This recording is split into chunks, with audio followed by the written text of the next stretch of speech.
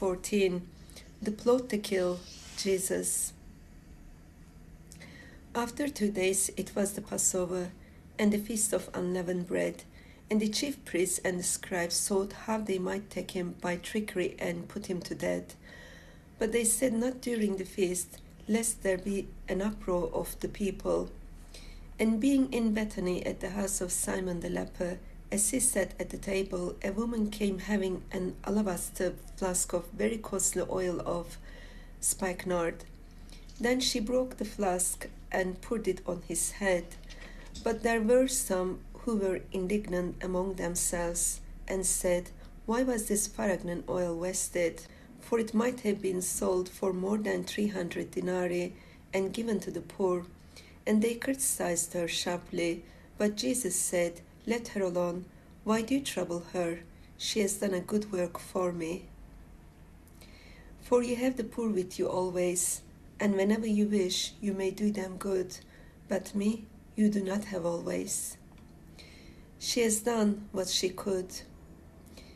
She has come beforehand to anoint my body for burial.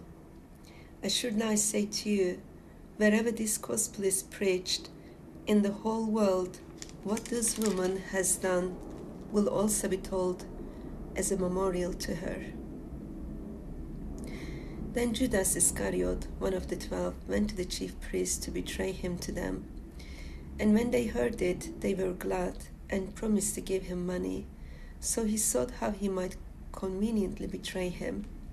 Now, on the first day of the unleavened bread, when they killed the Passover lamb, his disciples said to him, where do you want us to go and prepare that you may eat the Passover? And he sent 2 of his disciples and said to them, go into the city, and a man will meet you carrying a pitcher of water. Follow him. Wherever he goes in, say to the master of the house, the teacher says, where is the guest room in which I may eat the Passover with my disciples? Then he will show you a large upper room, furnished and prepared. There make ready for us.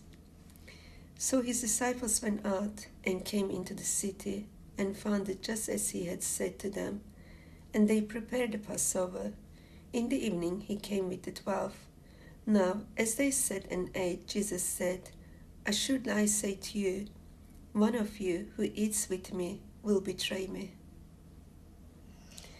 And they began to be sorrowful, and to say to him one by one, is it I? And another said, is it I? He answered and said to them,